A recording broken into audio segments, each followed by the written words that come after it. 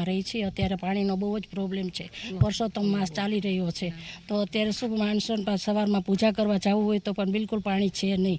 મહેમાનો આવે છે તો પણ પાણી ક્યાંથી લાવવું, બહુ પ્રોબ્લેમ છે અત્યારે પાણીનો।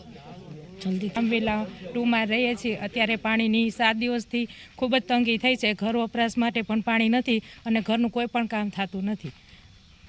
વાંયલા 7 વર્ષથી અહીંયા રહું છું। અત્યારે મુખ્ય પ્રશ્ન અહીંયા પાણીનો આવેલો છે। વાંયલા 7 દિવસથી પાણી અહીંયા આવતું જ નથી। વાપરવા માટે પણ પાણી નથી, પીવા માટે પણ પાણી નથી। લાગે છે વસ્તુ હાસ્યપ્રદ, પણ સવારના મુખ્ય કામો પતાવવા માટે પણ અહીંયા અત્યારે પાણી હાજર નથી।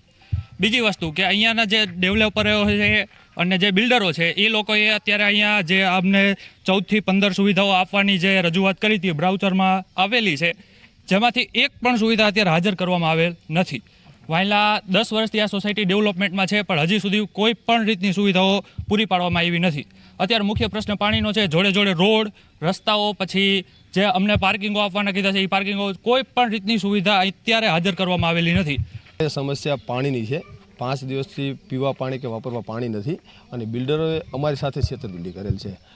જે પણ સુવિધાઓ બ્રાઉચરમાં આપી હતી એમાંની એક પણ એમને પૂર્ણ કરેલ નથી। હવે 7-8 વર્ષથી અમે મકાન લીધા, મકાનમાં જૂના થઈને મેન્ટેનન્સ ચાલુ થઈ ગયા છે, પણ અમને કોઈ સુવિધા મળી નથી।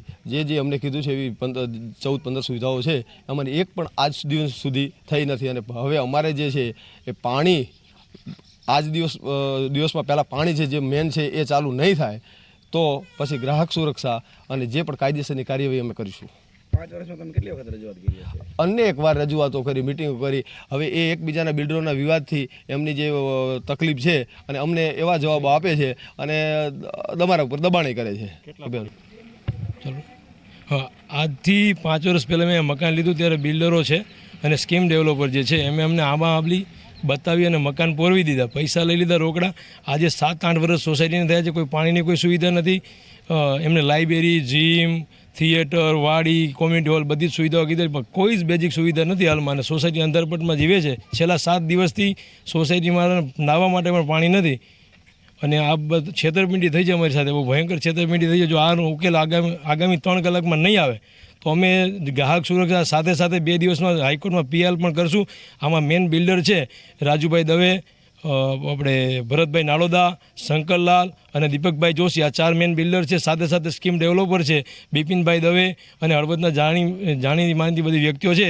એમને બધાને અમારી અલ્ટિમેટમ છે કે આગામી 2 કલાકમાં જે કાર્ય કરો અથવા અમને કોઈ રોકશો નહીં। અમે અમારી રીતે બધું કરવા તૈયાર છીએ, કારણ કે આગામી છેલ્લા 5 વર્ષથી આ સતત અમે રિપીટેડલી કહેતા આવ્યા છીએ, પણ બિલ્ડરો અમે કહીએ છીએ તો એ અમને ખો આપે છે કે ઓલા બિલ્ડર પાસે તમે મકાન લીધું। અમે શિવ ઇન્ફ્રા પ્રોજેક્ટ પાસેથી મકાન લીધેલું, કોઈ એક પર્સનલી બિલ્ડર પાસેથી મકાન નથી લીધું। બધાનો ચેક શિવ ઇન્ફ્રા પ્રોજેક્ટના નામનો ગયો છે। તો અમારી આખા બિલ્ડરને ચેતવણી ગણો તો ચેતવણી જે ગણો છે, અમારું અલ્ટિમેટમ છે કે આગામી 2 કલાકમાં અત્યારે તાત્કાલિક પાણી ચાલુ થવું જોઈએ અને જે પણ સુવિધા છે આગામી 1 મહિનામાં પૂરી નહીં થાય તો અમે બધી રીતે લડી લેવા માટે સક્ષમ છીએ।